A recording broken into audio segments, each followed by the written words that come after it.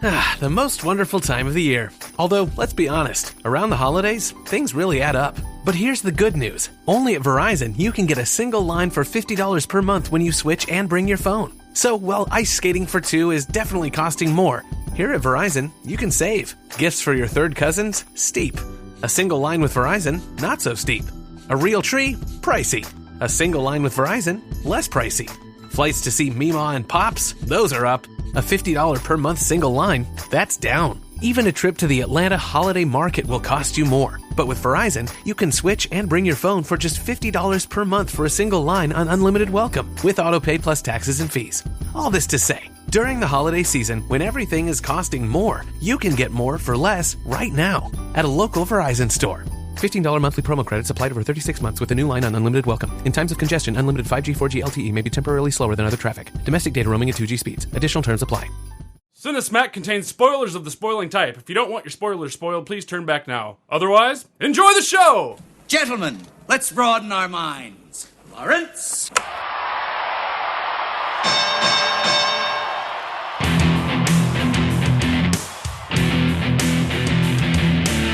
Ladies and gentlemen!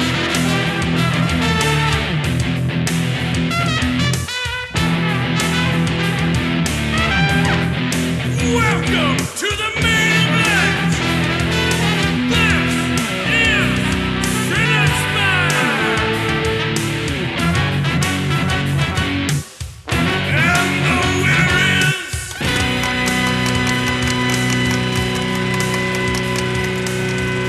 Hello, Cinesmacketeers, and welcome to bout number 146 of Cinesmack, the podcast about films by filmmakers. I am your host, Mike Keeler. Joining me tonight is our panel of award-winning judges. First, filmmaker and owner of One Genome Short Productions, Mr. Thank you, Mike. It's good to be here. That's pretty cool. Well done. Well done. That hurt. Second, filmmaker and owner of Arizona Ink Studios, Mr. Andrew Zumwalt.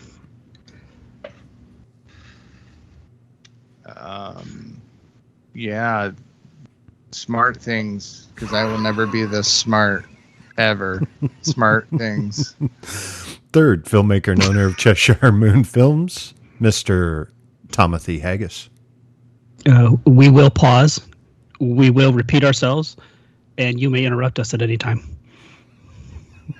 Fourth, writer, actor, and director, Mr. Kyle Fine. Watching these movies, I was really struck at how close I am to Stephen Hawking in intellect and drive. The only thing I'm lacking is I'm not British. Are you sure? I bet you have a little British in you. Do you want probably some? do a good accent? Hey. Can you do? Can I do a British accent? Yeah. It's going to come out like Dick Van Dyke from Mary Poppins at the end of that. So Cockney. So we'll count that. Yeah. Cockney's the way it goes. If it's good enough for Dick Van Dyke, it's good enough for Kyle Fine. I mean, put that on my tombstone.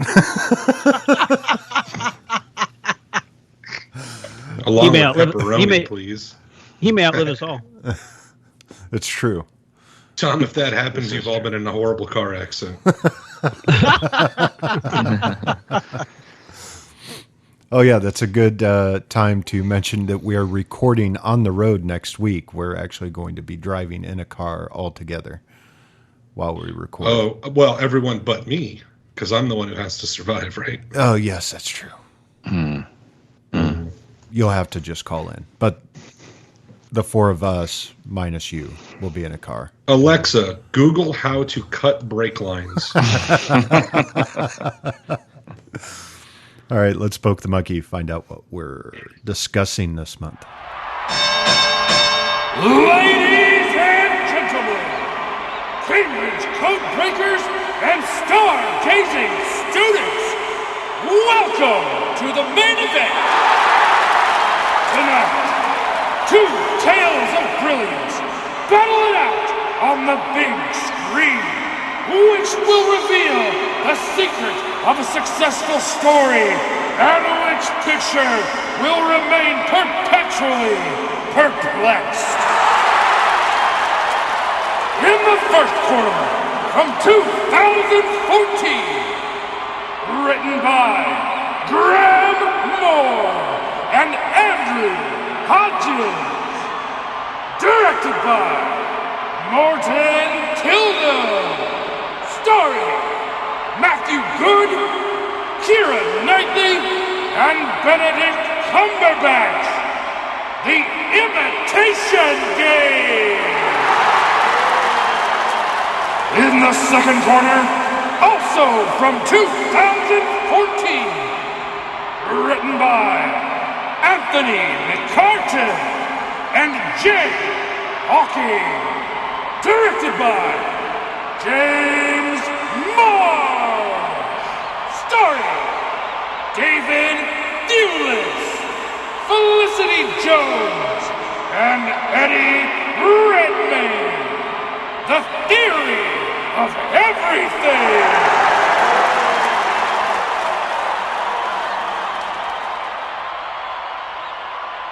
So let's move on to our first round, writing. Much like a puzzle, putting together a script that works from beginning to end and hits all the beats and can be deciphered by your audience is a skill and an art. I thought both of these movies, I'll just start by saying they were well written for the purposes they were trying to serve. Imitation Game, I really like the bookend of the investigation going on. I thought it was interesting and an interesting way to get you into the movie and actually make you feel a little bit of mystery at the beginning, which I think is a powerful way to grab your attention. Theory of Everything is much more linear in its telling of the story as you see Stephen Hawking's life progress. It is a bit, I think, jumbled and scrambled in parts with the length it goes on some pieces and things it ignores in other places and moves on. But you can't really fault its storytelling in that way. The thing I would say about these movies both being based on people who existed in real life is that in doing some research afterwards, I found that there were a lot of historical inconsistencies between these. And in the case of The Theory of Everything, a lot of differences between the film and the memoir that it's based on. And for a while, that kind of bummed me out because that stuff can really pick at me because I love to see interesting, real stories told by a movie. So I kind of pondered on that for a while. And I went back to a quote that I love from Pablo Picasso. And that is, art is not truth. Art is a lie that makes us realize truth. So telling the exact story of Stephen Hawking's life or Alan Turing's life from start to finish, and really hitting all the historical accuracies. While it could be entertaining for some people, the language and that cinema deals with is one of feeling and emotion and conveying messages and tone. And I think in that way, the decisions they made, even though they didn't necessarily stick to the historical facts, were useful tools and powerful ways to tell these stories and get across the emotions they were trying to. So I'm trying not to judge them too harshly on all the things they got wrong as a story about genius and unexpected people doing great things and the unfairness and difficulty of life at times and perseverance. These are excellent movies and well-told stories to get those points across. The one thing I would say, The Theory of Everything left me wanting more of Stephen Hawking's actual scientific theories. I thought it was pretty light on that. It's really a story about his life with his wife and family and his illness and perseverance. But I would really love to have seen more about what he was actually famous for in the scientific world.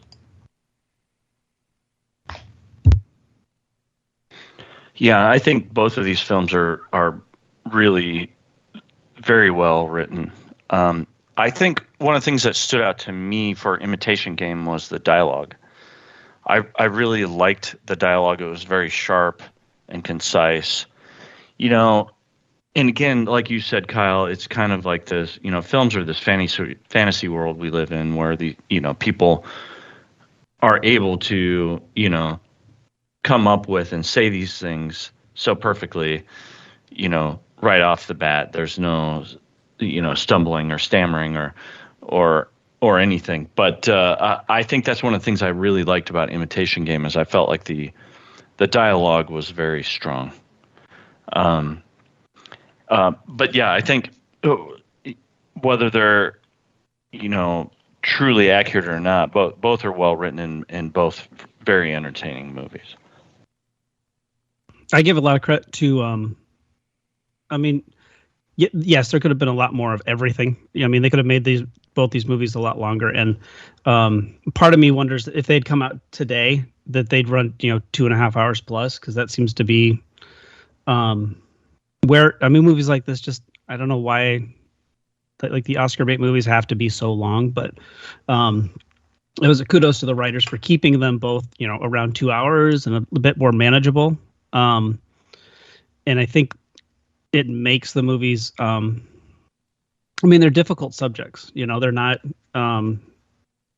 something that, people are going to line up around the block to go see, like, Knives Out or a Marvel movie. But I think, I think a lot of people look at that runtime and they just keeping both these movies pretty concise helps them just be better.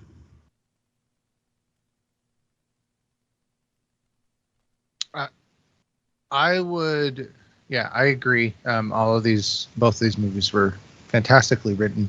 To the point of, I feel like the theory of everything was more focused on Stephen Hawking as a person and his journey from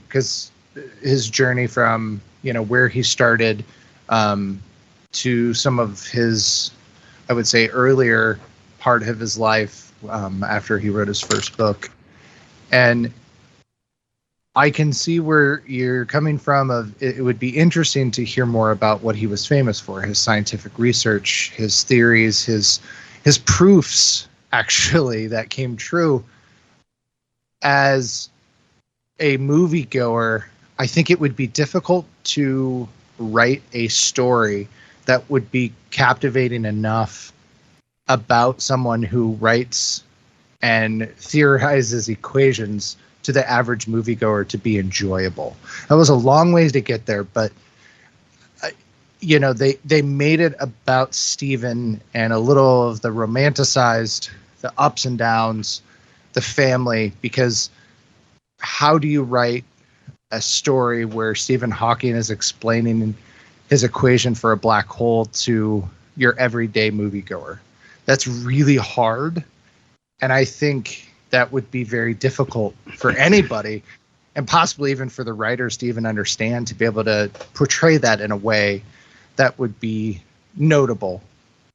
And, the same goes a bit with the Imitation Game. They really talked about some of Turing's actual accomplishments, and they wrote about what he did for the war and the things that group helped build, revolutionary for the 20th century. We'll get into some of that later, but, they talked about that, but there's a lot of focus on Turing and who he was as a person and his relationships with himself and with other people around him. Because again, for your average moviegoer, if I go and watch this and it's all about the Turing machine and Enigma, people are going to get lost and bored, and they're going to take it more as a biography. So I feel like there was some Hollywoodism added to them to make them enjoyable for all, because both of these subjects, and I mean that both literal and in persons, I think are super, super entertaining, and people should know about them. And to have movies about these type of people that you could get other people to go to that are not just necessarily into those type of people or into science or computers or even know who they are, I think is a great thing, because it at least exposes them to two of some of the greatest minds that we had in the 20th century.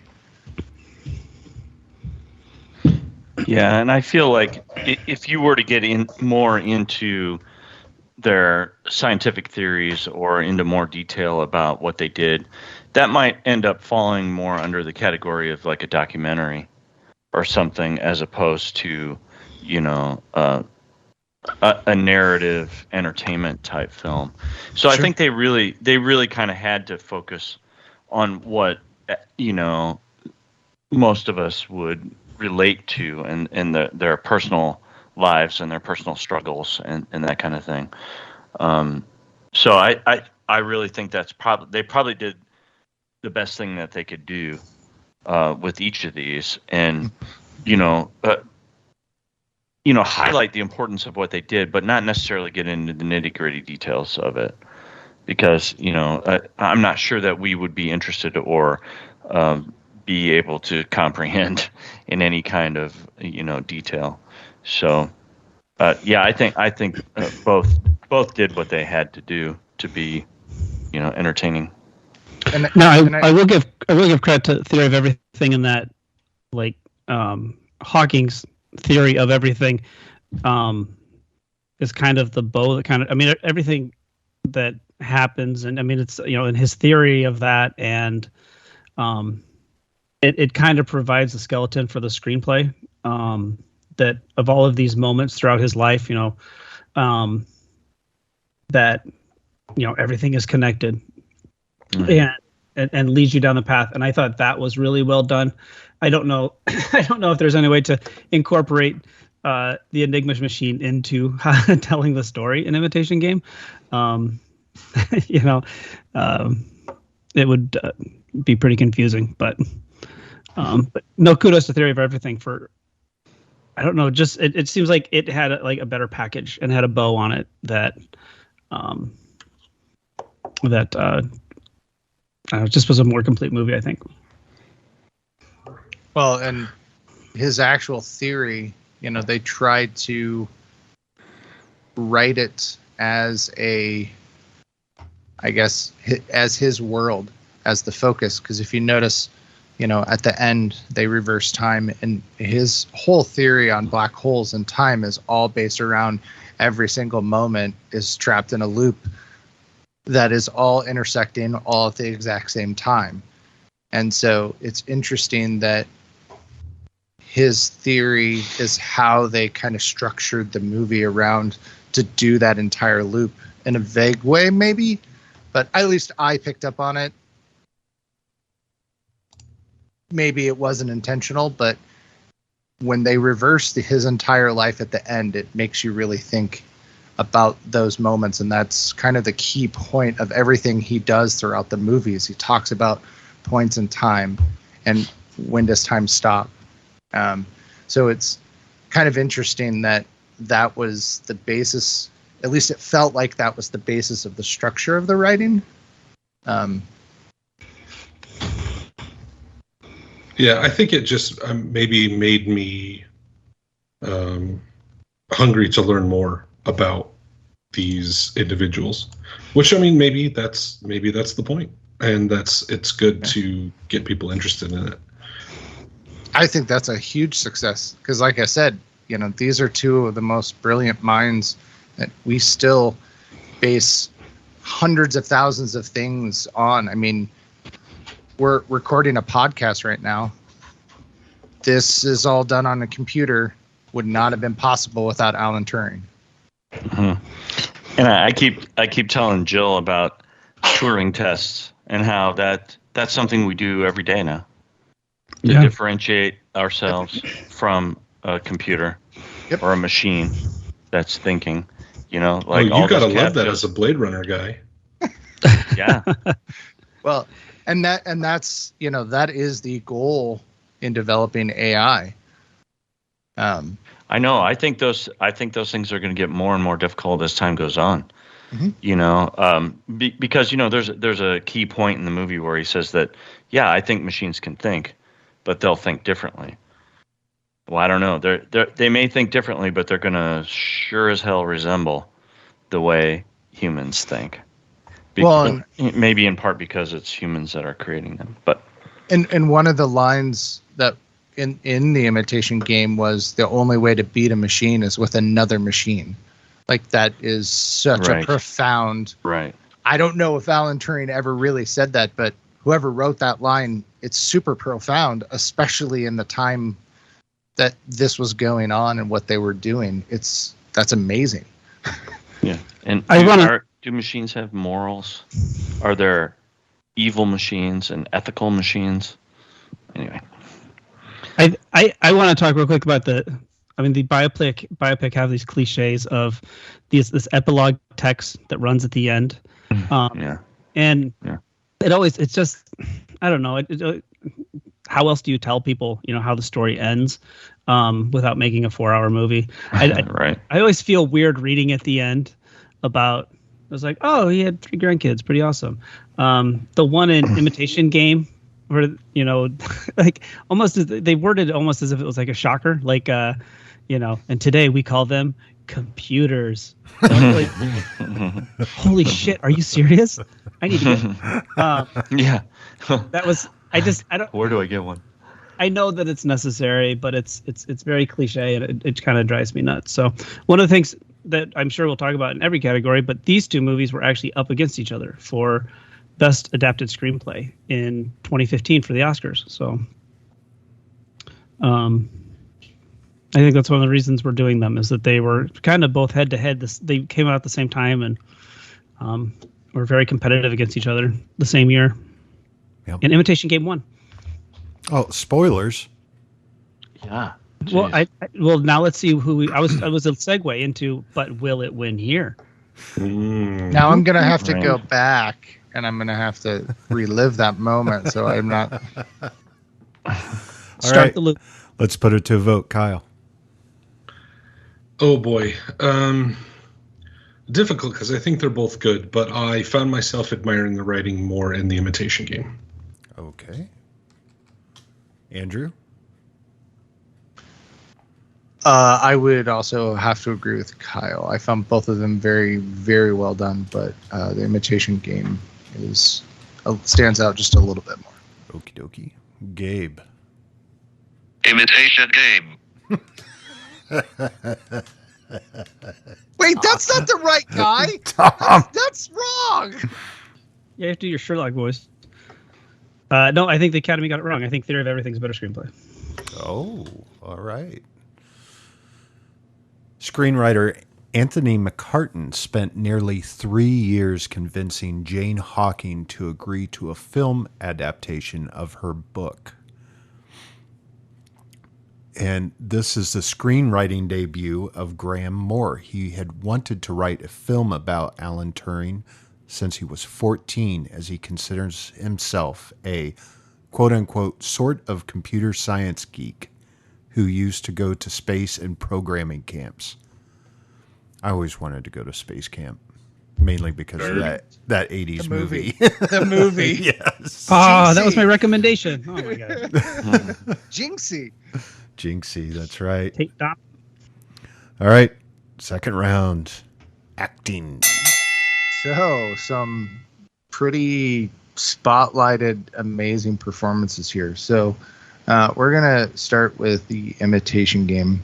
Benedict Cumberbatch, it's kind of amazing. All right. There we go. It's kind of amazing how much, if anybody has ever seen real pictures of Alan Turing, how similar Benedict Cumberbatch actually looks like him.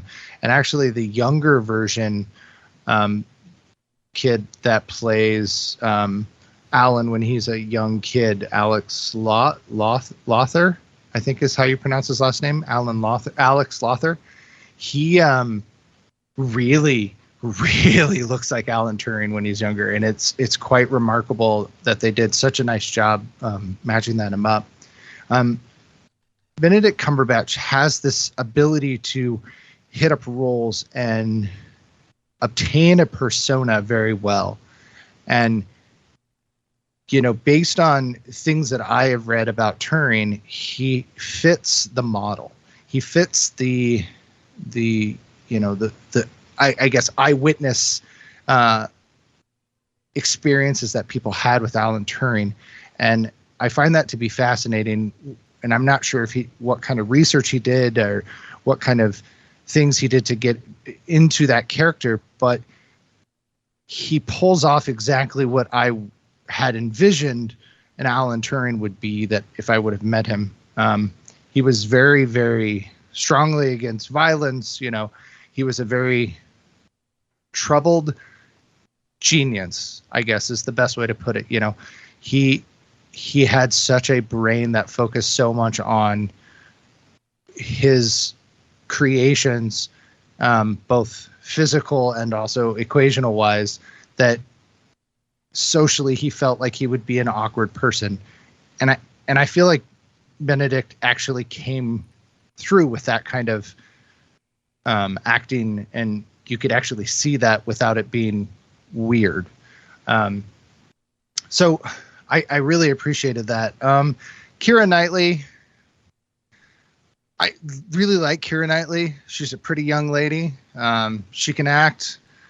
You know, nothing that I looked at and went, oh my gosh, this is everybody stand back. You know, Mark Strong is amazing just because he's just so amazing. I just love Mark Strong and pretty much everything he does. He's just so cool. I don't know what it is about him, but he's just so cool. So I really enjoyed Mark Strong's in there, and the whole MI6 in the shadows every once in a while popping up. And he was a very fun character. So the reason why I'm not focusing too much, because I really want to focus on Eddie, because Eddie Raymond Redmayne has done incredible roles. He has done performances that I'm amazed that anyone is able to actually pull out. The Theory of Everything is, I think, would be a very difficult role to actually imitate first of all, a world-renowned scientist that is probably one of the smartest men and minds of the entire world, probably still is. But to be able to believably pull off someone with ALS, and not only be able to pull off the mannerisms, the actions, and the way that he moves and has the limitations that a person with ALS would have, but for him to do it so succinctly with Stephen Hawking. Like, you could watch Eddie and be like, that's Stephen Hawking. The way he held his head the same, the way he held his hands, the way that he was, you know, off to one side. Like, it is... I can't even imagine as an actor trying to say, I'm going to be able to play that role. And it is so miraculous. And I think, Tom, you can share your little bit of trivia if you'd like. I won't take it from you, but Eddie is just incredible in this role. Okay. Oh, well, I don't want to take anybody's trivia. So there are some heartwarming moments in this movie that both Felicity Jones and Eddie play off of each other so well. They have nice chemistry. You know, there's the moment when they finally decide to split and they both are just in tears, and it just feels so genuine and so passionate, even though they're in the situation that they are. It's just, yeah. So I'm going to ramble no more, and I'm going to let you guys spill in, but Eddie is just he's just an unprecedented actor. He wowed me in this movie. He is. He's really incredible. He was really good in Les Mis, and I like the Fantastic Beast movies. I think he does the very charming, awkward thing for Newt Scamander in the Fantastic Beast movies really well, and I like those. The Danish Girl. The Danish Girl, yeah. He's incredible. He's got so much more to give us. So, the piece of trivia is that they didn't shoot Theory of Everything in sequential order. So Eddie Redmayne had to know where in the story each of the scenes was and be able to, adjust his portrayal of Hawking's disability to match. And it is seamless. That fact alone, even without that, I think Eddie Redmayne probably would have won the Oscar for Best Actor. It was well deserved. Nobody ever complains about it because it was very convincing. So, Benedict Cumberbatch was up for Best Actor also for his role in this against him. So, and I like Benedict Cumberbatch's portrayal. What do you say, God? What is that? It was my piece. He wanted to steal the trivia. Oh, for crying out loud. Anyway, so yeah, Benedict Cumberbatch, he's fantastic. And I think he's been somebody that's done a really good job because if anybody has seen the show Sherlock that he was in around this time, the character has some of the kind of same peculiarities in both roles. They're both socially awkward. But then to see Benedict Cumberbatch come out and do something like Doctor Strange and play the comedy so well has been a lot of fun. The other thing I'd say, too, on the comedy note is that Stephen Hawking was genuinely a very funny man. And I like that they went out of their way to make sure that was included in Theory of Everything, that he had a really good sense of humor. He appeared on The Simpsons 4 times. He was on Futurama twice. So, I think that's something I think that could have easily been lost in a very serious story about Stephen Hawking, about how funny he was.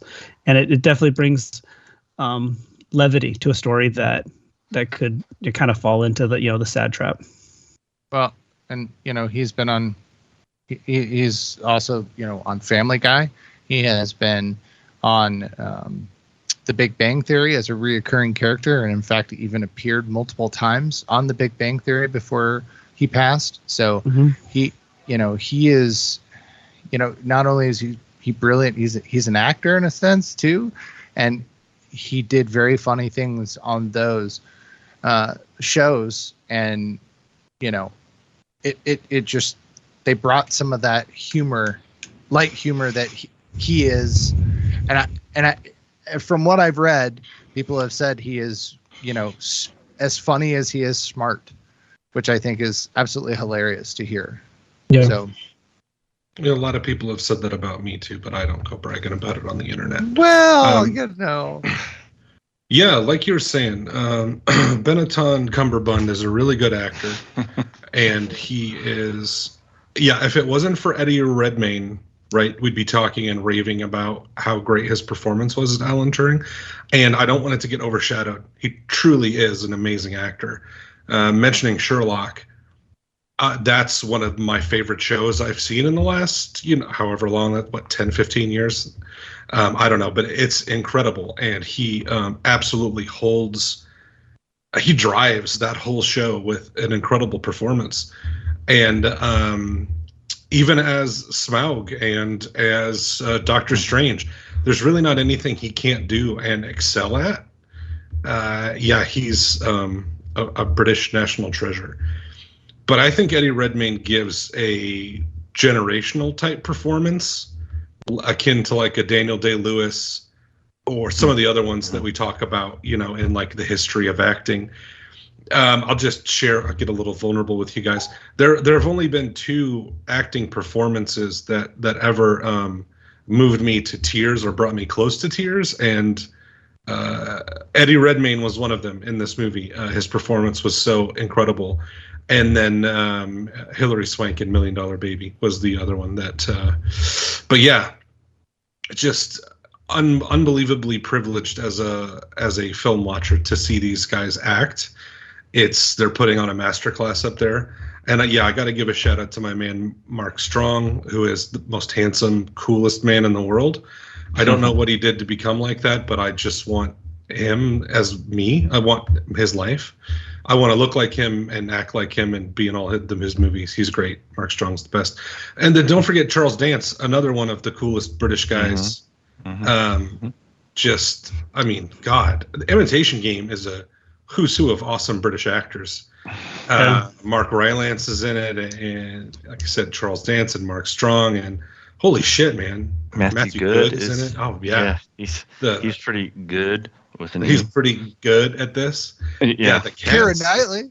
Keira Knightley, right? The Keira cast in the Imitation Game is incredible. And you got to see Daredevil with a British accent in Theory of Everything, and the acting in that movie is really good. But Eddie Redmayne is I don't know. It's such a touchy thing too, right? Because you're portraying a real life person, and you're also portraying a disability or disease that you don't have and have never dealt with. So if you don't do it right, it comes off as insulting. All right, and you don't want to be a caricature or in any way be demeaning. And it's so nuanced and believable that you lose that. You're not thinking about that. It's incredible. And he's really helped out by his physical similarities in a way to Stephen Hawking. Like this would be, we'd be talking about the greatest acting ever if Jason Momoa did this. But, Eddie Redmayne, is a thin British man with red hair. So that helps. But yeah, incredible. I don't know what else you can say about it. There's a reason you get Academy Awards for performances like this when you do them well. And like Tom said, no one's ever complained and said, oh my God, I can't believe they gave it to Eddie Redmayne. What the Academy's lost it. Like, duh, this is a shoe-in, right? It's like a no-brainer. Right. But if he wasn't in this category that year, you'd have no problem giving it to Benedict Cumberbatch either. Agreed. This is true. Yeah, and I agree a lot with what Kyle just said. Eddie Redmayne's performance is just out of this world, and to do it with such accuracy and such sensitivity is really just incredible. And just think about during the take having to hold those positions and those expressions in a realistic and believable manner for so long. The performance is just really amazing. It's it's going to be hard to vote against Eddie Redmayne in this category. Well, I cannot fathom how difficult a job acting that must be to be in those types of positions and stay in that for hours and hours. I know. Because we know for making movies, it takes forever to make these things. Right. Mm-hmm. And so he's doing this all day. He makes it look flawless. He makes it look so easy. Like he just jumps into the character and he's just doing it. Like, and we all know, and for those listening, it is not. And we don't play these type of characters or, have had to direct these type of characters. And it's still hard. And Stephen Hawking, he wasn't a recluse. The thing is too, we saw him all the time. Mm-hmm. We know what he looks like, and we know how he moved. And so, for Eddie Redmayne I never saw Alan Turing talk or walk or move around and stuff. But for Eddie Redmayne to take that on and go up against everything that we know about Stephen Hawking, we took into the theater with us, and he still met expectations, and he exceeded them. Yeah, and that may have been somewhat to his benefit as well, because he had kind of, for lack of a better term, source material to look at. He could actually see the person he was portraying and adopt those mannerisms and that kind of thing. So that may have been to Eddie's benefit in this case. But man, did he just really do it well?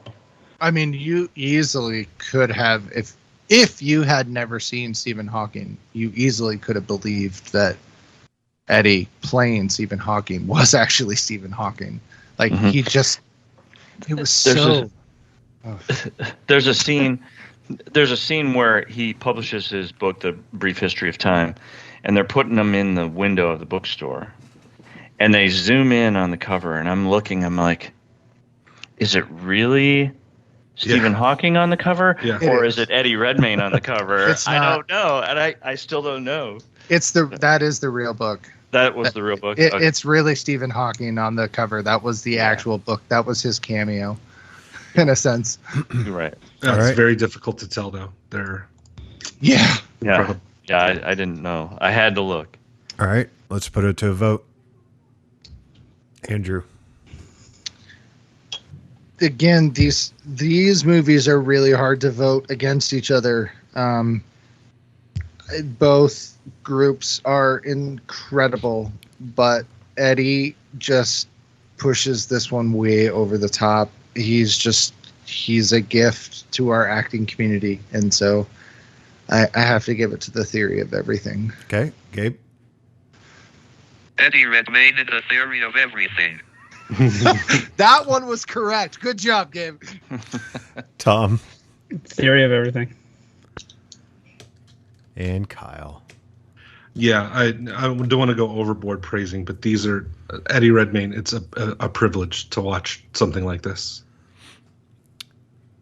Benedict Arnold Cumberbatch confessed that one of the final scenes of the film, he couldn't stop crying and had a breakdown. It was, as he said, quote, being an actor or a person that had grown incredibly fond of the character and thinking what he had suffered and how that had affected him. So he really got into the role. And I agree with you. Eddie blew me away, but there's a lot of subtle performance with Benedict. He's incredible. Yes. He's great too. And if you think about that exact thing that you're talking about, Mike, think about what, even just with the little tiny epilogue, what Alan Turing went through. I know. And what Benedict had to portray and overcome there. Yep. I bet that would be emotional. Since Tom had pointed out that trivia and then used it, I had to search real quick. Luckily, I had this as a possibility. It's not about Eddie, but Stephen Hawking said that the film was, quote unquote, broadly true. He then went on to lend his voice for the final parts of the film. And I love the fact that he said broadly true. Broadly true. All right. Do you have the one about Stephen Hawking's reaction to Eddie Redmayne's performance? Yes. Okay. Go ahead though. Go ahead. I have it. I just have it in here. You can. Stephen Hawking had said that there were times when he's watching the movie and he forgot that it was Eddie Redmayne, that he actually thought he was watching himself. Correct. Which I mean, that's a nuts. And since I don't have any directing, there's not a lot of directing trivia about either of these films, but it was said that during the screening, the screenwriter looked over and saw the nurse, Stephen's nurse, wiping a tear away from his eye during the screening for him. And he said that was the pinnacle of everything for him. So with that, let's move to our third round. Woo. Directing. Well, like the acting category, I think there's some pretty strong directing here too for both of these. Both are well put together and competently directed. One thing that I noticed, one thing that I'd like to point out in this category, and we often talk about cinematography. The cinematography is beautiful in both. but I noticed how the cinematography in The Theory of Everything was kind of this, at times, this kind of soft focus, kind of ethereal, almost fantasy-like kind of cinematography. It was, and it made you think. It was especially during the earlier times in Stephen's life, and it made you think of like those, happy romantic moments of your youth. And then I thought they did a really good job of leveraging kind of like 16 millimeter, 8 millimeter type footage in the film to go through some of there were several montages in the film that used that look to make it look like it was, home videos and personal videos. So, I really, one of the things that really stood out to me for Theory of Everything was the cinematography. I thought it was really quite well done. Lighting at times was really, really fantastic. Not to say anything bad about Imitation Game, because that was nice too, and I liked how it had this feel like it was. At times, it kind of felt like it was made in the 40s, the way it looked, and I think they really accomplished that. But that that also comes from the various other aspects of that, and that's another thing I think that we kind of overlook, but really has a strong impact on these films is the production design. And I really felt like when I was watching Imitation Game, this feels very 40s. It feels authentically 40s. Not that I would know, but it felt like that. And I also felt like they did a good job of that as far as costumes and eyeglasses and hairstyles and cars and all that kind of stuff in Theory of Everything too. So I really have to give them a lot of credit. You don't necessarily think of both of these as time, period pieces, but they really are both kind of period pieces, and I think they pulled that off quite well in both. So you pointed out something that I was even going to mention in directing was, that they started off with that kind of almost Super 8 fuzzy kind of appearance early on, and it slowly got clearer and clearer. So part of, again, I don't know if this was intentional. I don't have any proof to back this up, but part of Stephen Hawking's theory is that the further away that you get from a point in time, the softer and fuzzier it gets. And so to be able to realign, you have to actually reverse to go back to that single point. And so I don't know if that was intentional, but again, they reversed everything at the end. So it made me feel like there was some thought that went into that. So I don't know. I don't have any proof to back that up. I don't know if it was purely a stylistic choice, but there is some, Hawkingness behind the way that the movie was portrayed and the fact that he was focused on those single points in time of his life when he was, meeting Jane and everything. So I just find that to be very fascinating. Again, purely could be my take on it and not at all intentional, but I found it to be very interesting and very coincidental, I should say. The one thing I was going to say about the Imitation Game was I was really impressed with the fact that they built basically a Turing machine. I was super impressed with that. Christopher. Christopher. It is the closest replica of an actual Turing machine, which I thought was really fascinating. So props to the director for wanting to get that, particular. And, we talk so much about all of the scenes going on of all of the cryptography and the building of the Turing machine and everything else. The director did a really nice job of intercutting the fact that they were in the middle of World War II. And some of those scenes, of the bombers, of downtown England, of there's a shot of France, there's a shot of out in the ocean with the U-boats. Like some of those war scenes are just they're beautiful. And I'm sure that, they were mostly what we would consider B-roll because they weren't a direct link to the movie. They were just like, hey, by the way, this is going on right now. I thought was very well inserted and very well shot. Like, they were really neat war scenes. They just had a good punch to them. So I just want to at least point that out. Yeah, and one other thing I didn't mention is I really liked the kind of jumping around in time in the Imitation Game. I think it worked well. It wasn't confusing, and it was the jumping around in time kind of like explained what we were seeing in one moment based on what had happened before, and I actually kind of enjoyed the somewhat out of order timeline on Imitation Game as well. Yeah, sometimes that can serve to heighten and make a story better. You have to do it carefully, though, and not lose your audience doing it, which is easy to do.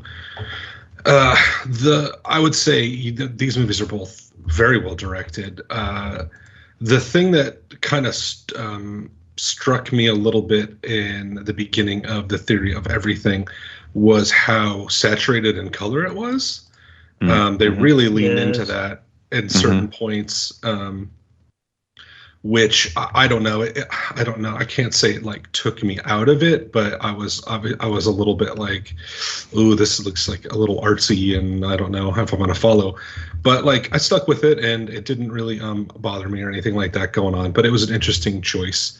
The Imitation Games kind of playing with time and showing you things at different distances and locations and from around the world of what's going on. Serve the story, and I think that's good. When you have an acting performances like this as a director, I think you have to get some credit for that. Obviously, you're giving them some direction of how you want them to act, and they are delivering on that for you. But also, part of your job too is don't screw it up. Like, don't do something to get them out of this or give them the wrong direction. Just like let them do what they're doing, like let them flourish. So maybe they get a lot of credit for just staying out of their way. I think that's a skill in and of itself, though. So hard to find anything wrong with the directing of these movies, aside from maybe some, I don't know, visual things if you really wanted to nitpick. But that would really be, I don't know. Yeah, doesn't seem really very genuine to say these aren't well directed. I'll nitpick. I thought that the color time, the color correction, tinting that they did throughout Theory of Everything, I was trying to find some kind of through thread of it, like why they did it in certain scenes and not in others. The first meeting was kind of this washed in blue, and it was hard for me to figure out exactly the purpose of it because it seemed very intentional, but. Yeah, I mean, of everything in The Theory of Everything, that's one of the things that I'm most hung up on is that it just doesn't that part just didn't make any sense to me.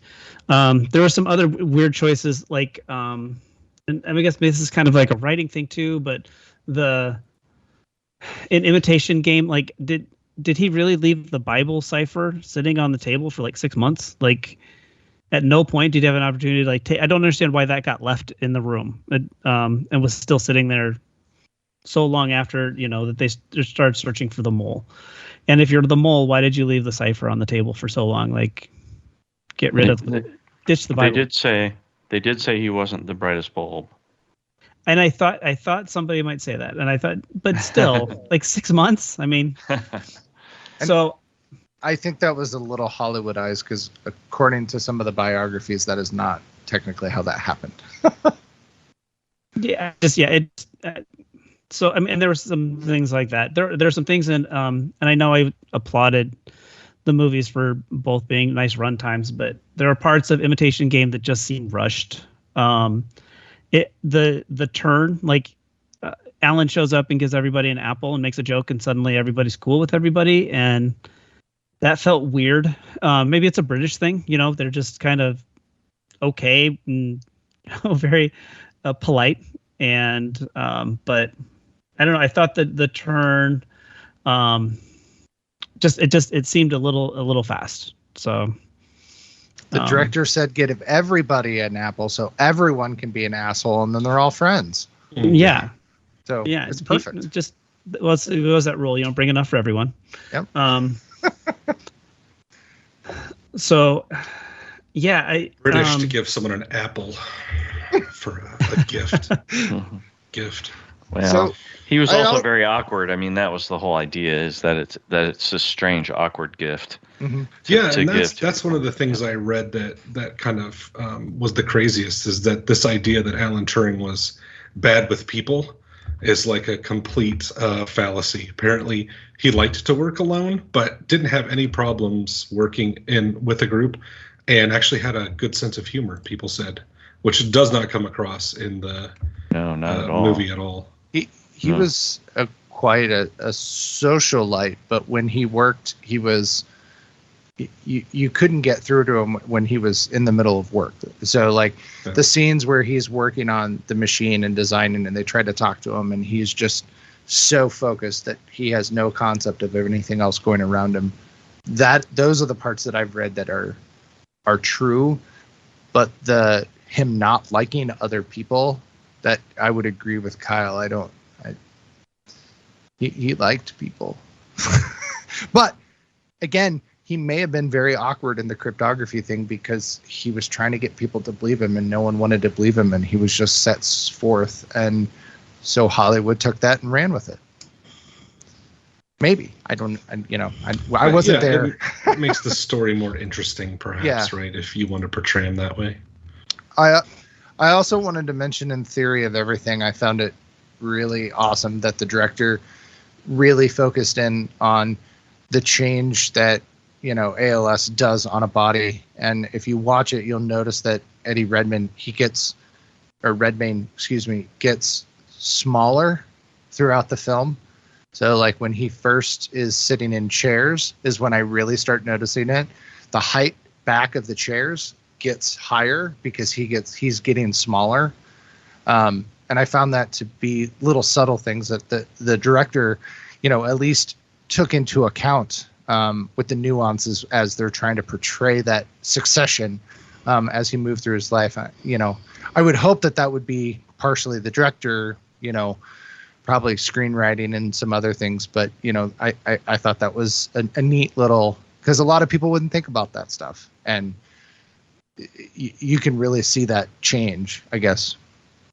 Yeah, and just to be able to keep Eddie Redmayne on pace with, like, this is where you're at with your disease, this is where you're at in the story. Yeah, is there a continuity director that's like and I'm sure there is, but I'm just saying that's not like this glass was half full, make sure that you fill it up half full again. This is, what stage of the disease are you in? How much motion do you have here versus what you just did, a minute ago? All of that, wow. Yeah, Feynman, incredible. You've got nothing on this. It's interesting that these two directors, I mean, when we said we're doing these two, I kind of thought, is it Tom Hopper? Like, which were these British directors directed these?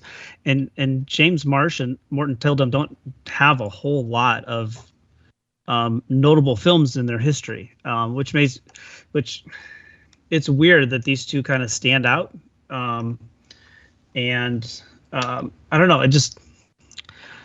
I would expect kind of like a more robust canon from these two guys based on how good their work is in these two movies, but they don't really have a whole lot. The interesting thing I found was that James Marsh directed the documentary Man on Wire.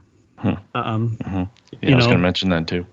Before he moved on to Theory of Everything, which is interesting. Having someone that does having a documentary maker come in and do a biopic, I think was a pretty good choice. So, well, and Morton Tildum from Imitation Game, he eventually ended up doing Passengers. Yeah, and we're not allowed to talk about that movie. I thought I'm not. Chris Pratt sent me a letter and said I'm not allowed to talk about that movie. Oh, I'm sorry. Yeah. Was it in the Mario voice?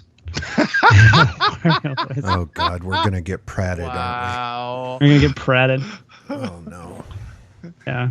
But he also did Jack Ryan, the TV series, Tom Clancy's Jack Ryan. So Yeah. And they With have Jim from The Office? yes, with Jim from The Office. Jim Ryan. Jim Ryan. Yeah. And James Marsh did The Night Of, which is a really good TV series, and Morton Tildum did Silo, the new show on Apple TV. It looks like he's kind of been bought in by Apple TV. He's done a couple series with them, so they're working. They're out there. They're doing their thing. Yeah, I was really surprised that one of these movies wasn't directed by Brett Ratner or Mick G. You know, it was like, these are next level. Michael Bay's theory of feel like everything. I feel like you're Jesus making fun of me. Christ. The amount of times that makes computer would have sense. exploded. Yeah, because the beginning of the universe is a giant explosion, so it totally makes sense. Oh, yeah, he's doing a Carl Sagan documentary. We are all star stuff. The world Terry just explodes in credits. Right. Can Terry Crews play him? Yes, why not? Absolutely. Yes. Play Carl Sagan. Yes. Yeah, I'm I all like it. for that. I'm all for that. Wow, Carl Sagan was a really good shot with 245s. I didn't know that. Yeah, he dual wielded. All right, let's put it to a vote. Who the hell started this? I'm going Gabe. to use. I'm going to use my real voice this time, Oh, and I'm going to go. That's too bad. Do you want? Okay, hold on. He's got to set it up. Hold on. The theory of everything. All right, That was in the correct voice. Tom. Yeah, I think I'll probably. Yeah, I gotta say Theory of Everything. Kyle. I'm going to go with the Imitation Game on this. All right, and Andrew.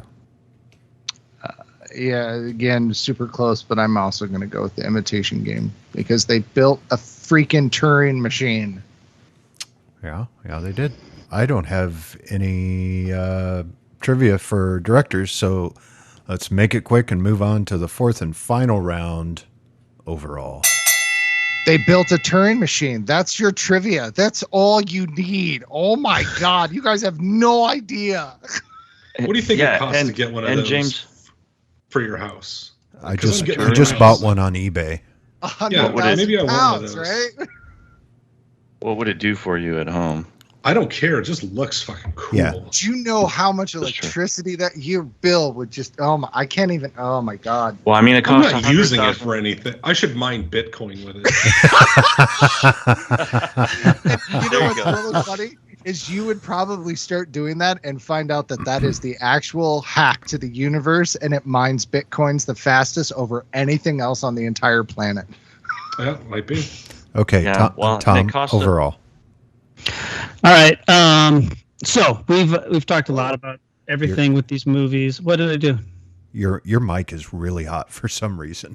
I didn't touch you it. You peaked when he got super close. Yeah. That's all. So I'll just back up. So I'll just start from the top then. So I've said a lot of things about these two movies. There are a lot of similarities. They are both biopics about British geniuses. They have they both came out. I imagine they must have come out within a few weeks of each other for Oscar time, and went head to head in a lot of different Oscar categories. And they're both portrayed by two of the best British actors we have out there right now. And there are a lot of good British actors, to be fair. And they're supported by, a female lead that complements them, and they have really good chemistry with them. I don't know. It's I remember when these two movies came out, and I went and I saw them, and I always thought very fondly of them, and I was like, oh, they were so good, and it was 10 years ago, and I did, just in watching them again, they didn't stick with me like they did the first time.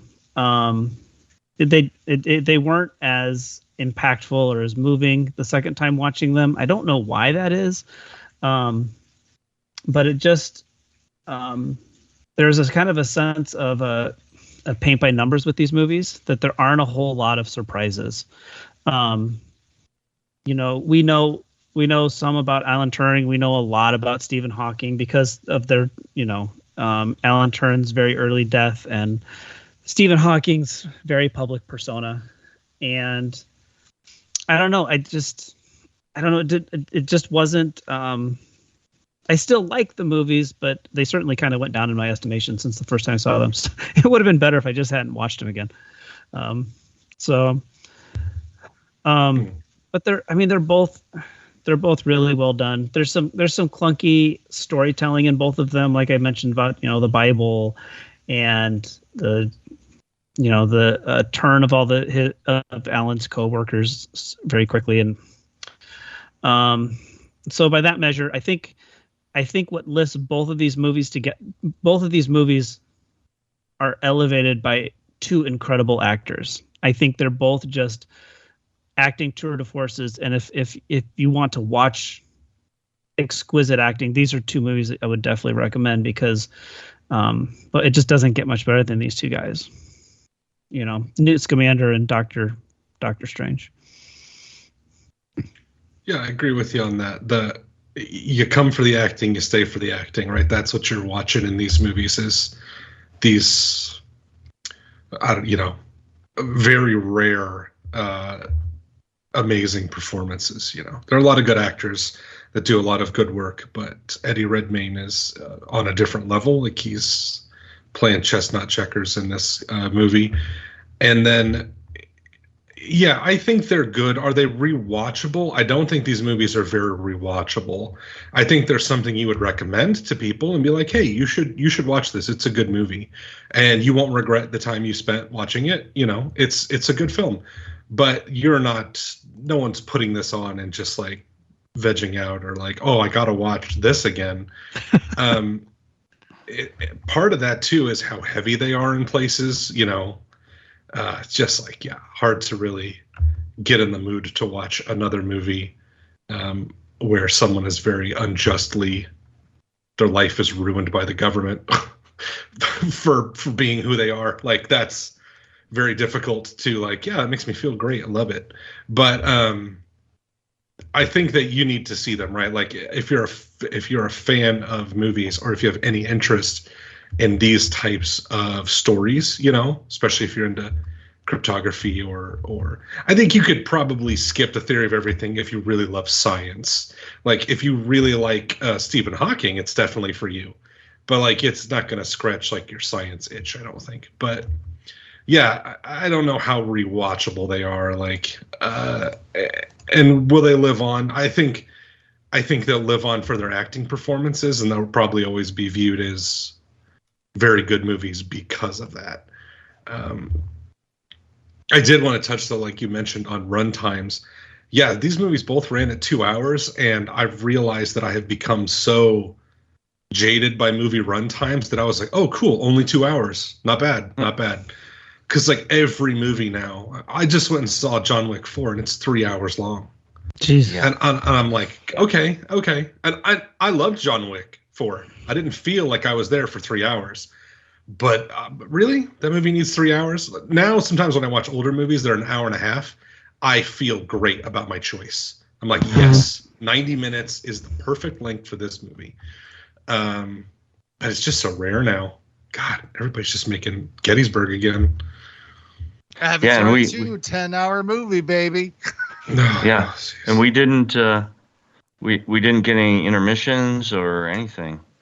I mean, when they used to be 3 hours long, there was an intermission, and they are long. Actually, I felt at times I enjoyed both movies quite a bit. I agree with Kyle. I don't know if they're ones I'll come back to on any regularity, but I did feel at times that The Theory of Everything, it felt like it was a little long. I was watching it, and I'm like, okay, we need to move a little faster here, and I don't know why.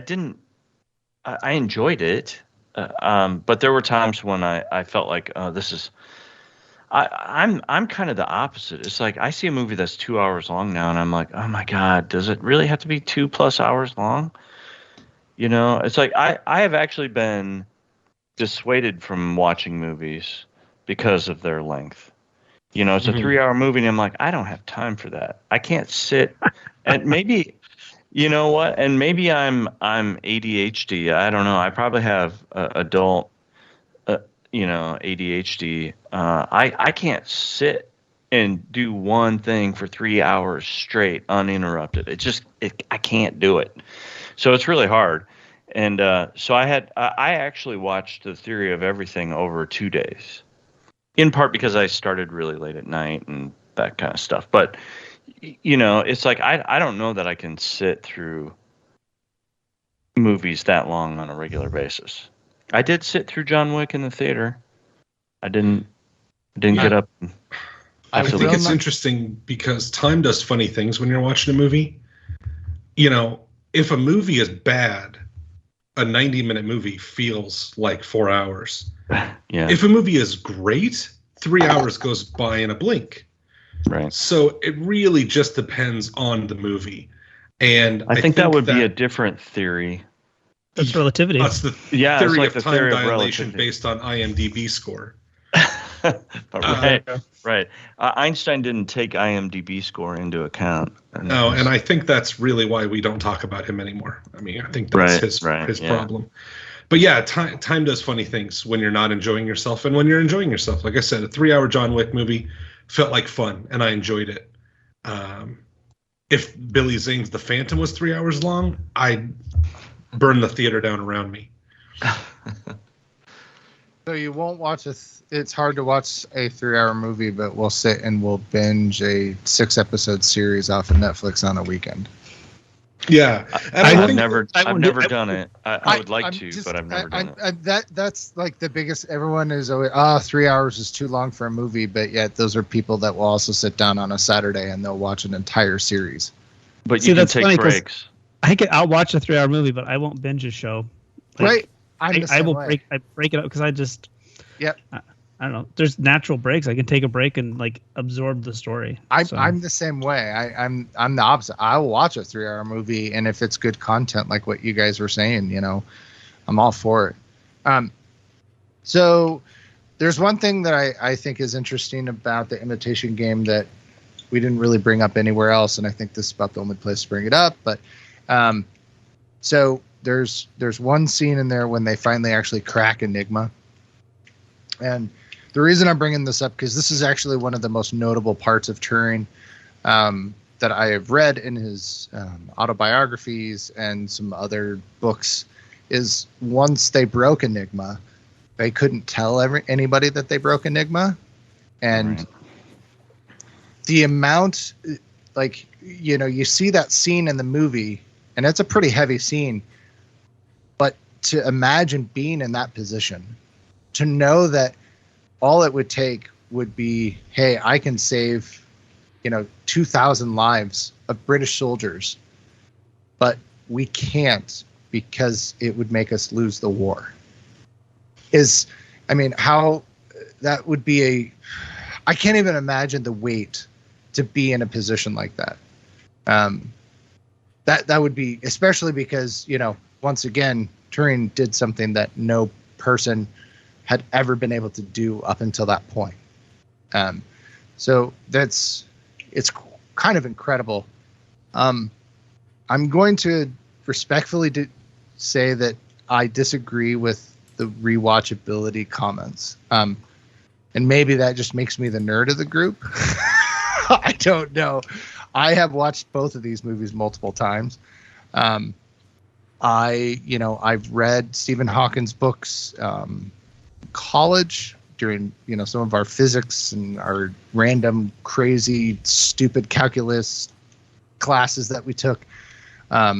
We've studied Alan Turing multiple times through computer science, and is just absolutely incredible, the stuff that he's done. As you guys all know, I wrote Enigma as code because I think it's one of the most fascinating things ever, that basically the Polish invented.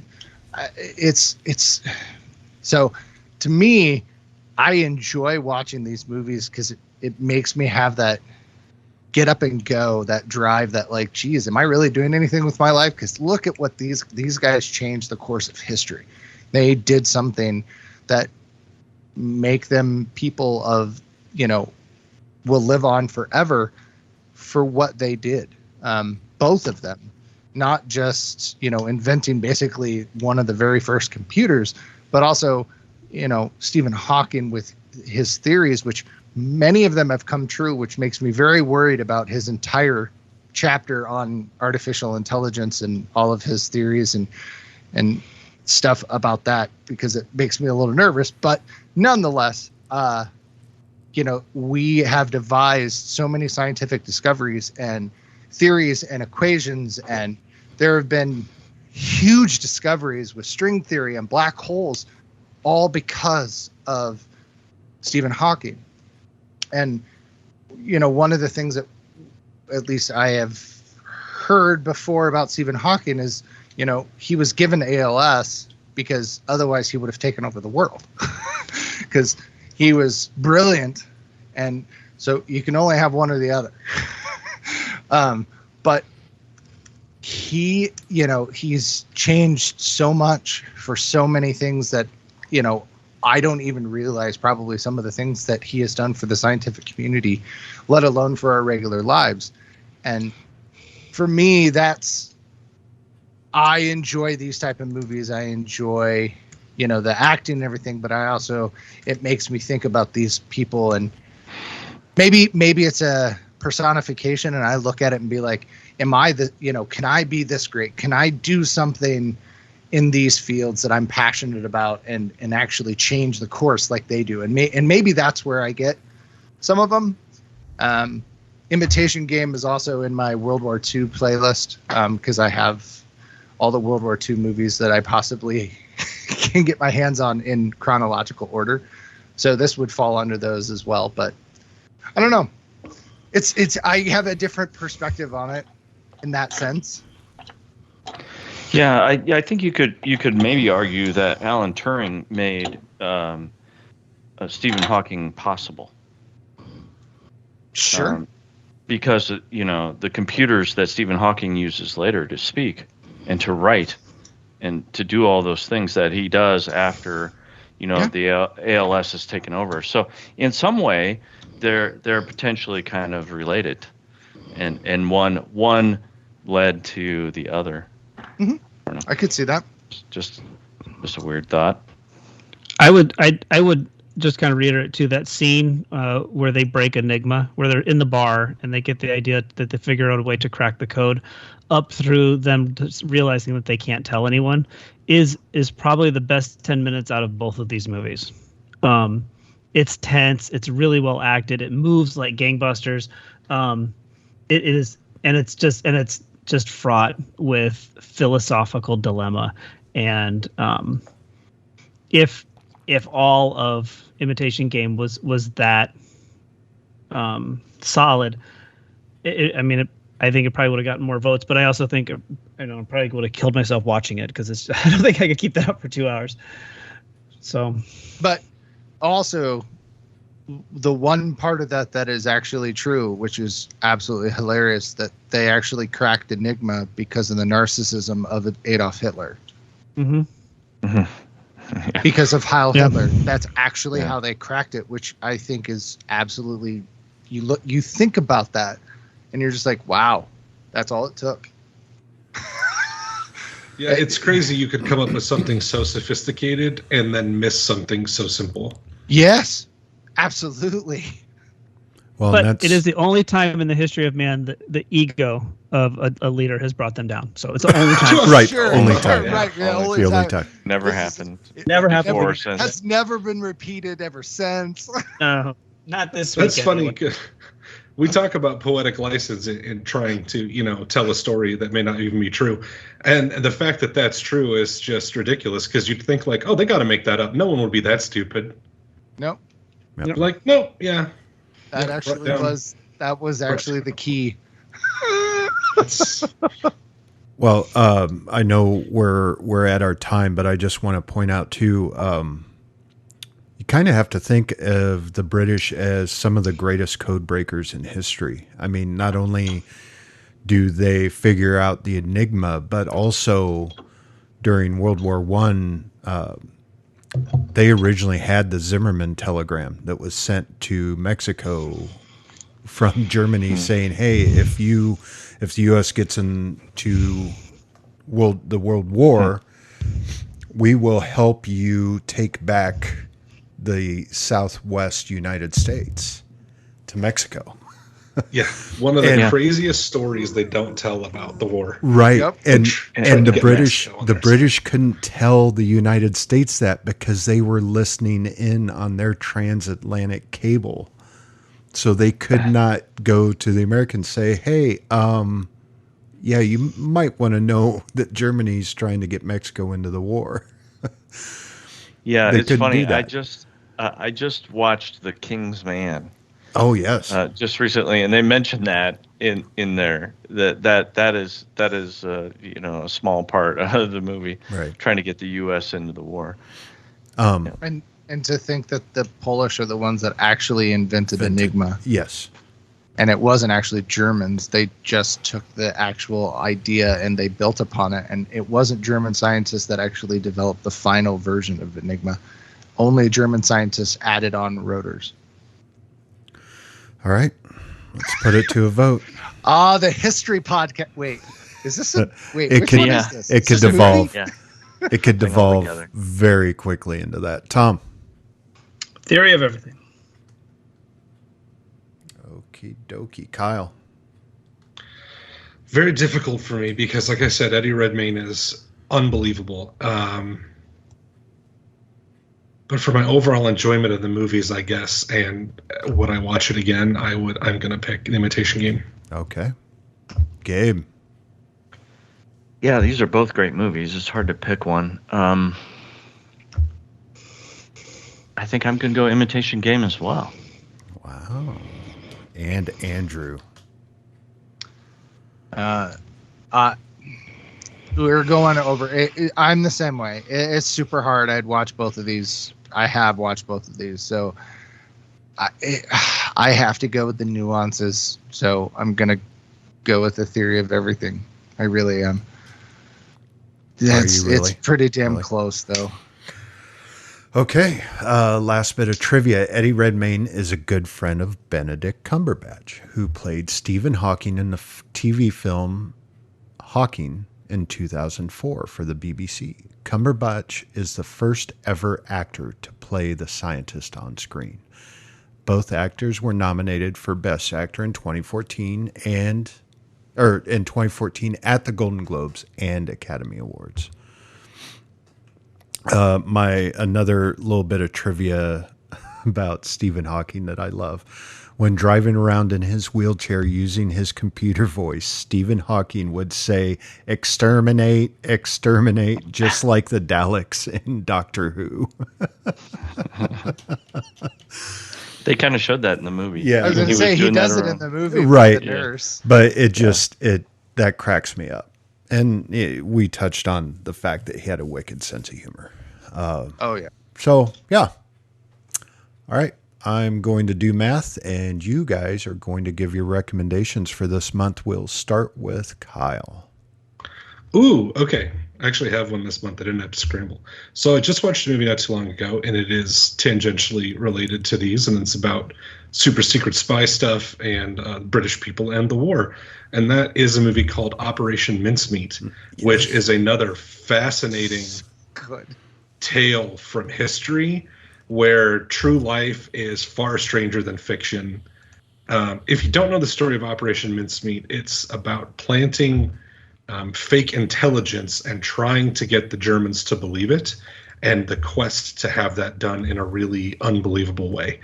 And it's incredibly satisfying as a story because it's interesting, and the movie is really good. It's a very good adaptation of the story that I had always enjoyed, and I definitely give it a recommendation. So check out Operation Mincemeat. Good choice. I agree. Andrew. Oh, I am I probably should have done either a war movie or a science movie, but I actually picked something I just recently saw that was also based on a true story. So that's how it kind of fits in with all of this. It's based on a basketball team from Valencia. However, the movie is about 50, maybe 60% shot in Des Moines, Iowa, which I thought was absolutely hilarious. Because I recognize a ton of shots in it. They reference Des Moines, Iowa and everything, which I thought was really fun. But that's the movie Champions. Has Woody Harrelson in it. And he is a basketball coach that gets fired from his semi-pro job of his Iowa basketball team and ends up teaching a group of mentally and physically disabled children at a rec center on their basketball team, and his story of coming to terms with all of that and actually becoming a better person, and really helping that team out. So it's really good. It has Ernie Hudson for you Ghostbusters. Cheech Marin is in it. For community people, Caitlin Olsen is also in it. It's very, very good. So Champions. All right. Thank you, Andrew. Gabe? I'm going to recommend another movie that stars Keira Knightley and Benedict Cumberbatch. Woo! Yeah, it just coincidentally, it's Atonement from 2007, and it's a great a great drama, and I think it has one of the most memorable single takes. Mm-hmm. In cinema history in it. So it's a beautifully shot movie, well acted. And if you're into the movies we were talking about tonight, I think you might enjoy this one too. And you'll want to rewatch it over and over and over again. Yes. Well, maybe not. But, no. It really is a well done film. And great acting, more great British and actors, and beautiful cinematography, and just a great film. Agreed. Tom? All right, so I'm going to recommend a movie. I think it's on Apple TV right now, based on the true story of how Nintendo came to acquire the game Tetris out of Russia. It's a Cold War thriller with car chases and guns, and the little pocket game. Nobody knew this story, that everything behind how Tetris came to be, and it's really incredible. It's a really great story. It's a lot of fun. The cast is dynamite. And it's it's on Apple TV, and it's called Tetris. That was really good. It's so good. It's way better than it has any right to be. Correct. Yes. And I just, we kind of put it on as a fluke because my kids love video games, and like an hour into it, I'm like, God damn, I'm having fun. Taron Egerton is another, just, he's an awesome actor, and I love all the stuff he's in. So he is. All right. Well, we got who. Is that everybody? Yeah, that's everybody. All right, it's my turn. I'm actually going to go to a series that some of you have probably not watched. It's on Paramount Plus. The reason, the connection for this is Charles Dance. I love me some Charles Dance. But it stars Kiefer Sutherland, Meta Golding, Rob Yang, and Enid Graham. And at first I'm like, oh, it's just going to be like a Jack Bauer show, right? And it totally is not. But it's called Rabbit Hole. And it's 8 episodes long, and I believe it takes about an hour and a half if you were to binge watch it. It is a mind fuck, excuse my expression, but they really do a great job in the editing of making you always guess what is happening and then going back and showing you how it's done, like what they did that they left out, and by the end of each episode, you're like, at the start, you're like, I don't know what's going on, and by the end of it, you're like, oh, holy shit, okay. But I would really recommend you watch Rabbit Hole. I hope it gets a second season. But check it out, especially if you like Kiefer Sutherland. But I stayed for Charles Dance. All right. Come for Sutherland, stay for the dance. That's right. Let's poke the monkey. Ladies and gentlemen, may I have your attention, please? Your winner, by decision, is the theory of everything! Cool. Close movies, both very good, man. Yeah, agreed. Both of these films, this should not shed any bad light on Imitation Game whatsoever. Both of these films are top notch, and even though we've joked that you don't want to watch them multiple times, but they are worth at least one watch. And hopefully it sparks something in you to go out and learn more about the people involved in these films. Stephen Hawking and Alan. I keep wanting to say Alan Tudyk, and I don't know why. Jeez. But different guy. Yeah, totally different guy. But Tudyk's great, but I don't. Correct. He wasn't around for World War II. Was right, he? he's not old enough. Definitely not old enough. But unless he really is a robot. That's true. But yeah. Please, if you like these films, try and learn more about the subjects. I think that always helps. Definitely. If you haven't seen this, listeners, you're missing out on life. All right. We would appreciate it if you could leave us a review on whatever podcasting service you use. It helps us reach new listeners. If you like us, tell your friends. If you hate us, tell your enemies. You can contact us at cinesmack@gmail.com. Follow us on Twitter and Facebook. Just search Cinesmack.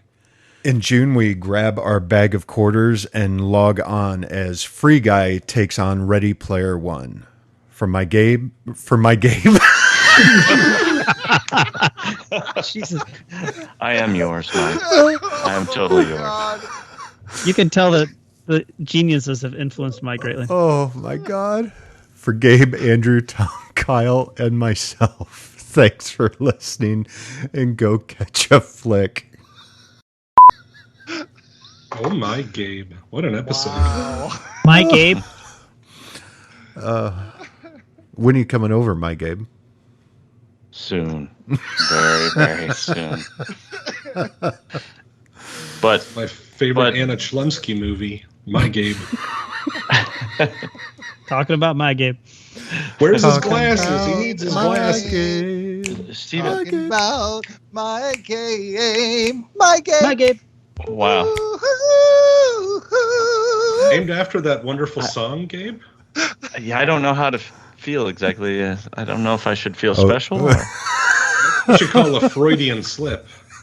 And in June, we grab our bag of quarters and log in as Ready Player One takes on... I just went brain dead. Free Guy. Free Guy. Yeah, Free Guy. That was very, very... Wow, we just brought it all down. And here we go. We're going to build it. My brain just went, fuck you.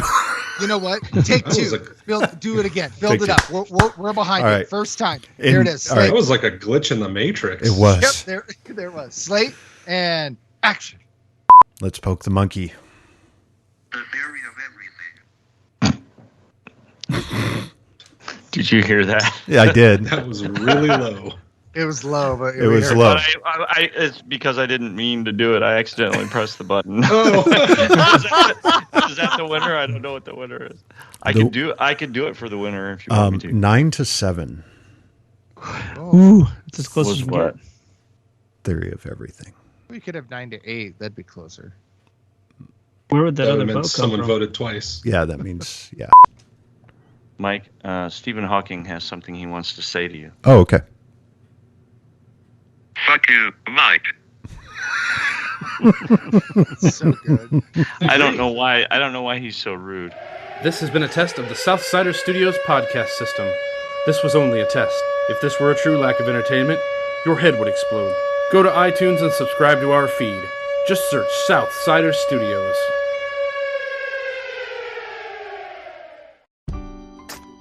The most wonderful time of the year. Although, let's be honest, around the holidays, things really add up. But here's the good news. Only at Verizon, you can get a single line for $50 per month when you switch and bring your phone. So, while ice skating for two is definitely costing more, here at Verizon, you can save. Gifts for your third cousins? Steep. A single line with Verizon? Not so steep. A real tree? Pricey. A single line with Verizon? Less pricey. Flights to see Mima and Pops? Those are up. A $50 per month single line? That's down. Even a trip to the Atlanta Holiday Market will cost you more. But with Verizon, you can switch and bring your phone for just $50 per month for a single line on unlimited welcome, with autopay plus taxes and fees. All this to say, during the holiday season, when everything is costing more, you can get more for less right now at a local Verizon store. $15 monthly promo credits applied over 36 months with a new line on unlimited welcome. In times of congestion, unlimited 5G, 4G LTE may be temporarily slower than other traffic. Domestic data roaming at 2G speeds. Additional terms apply.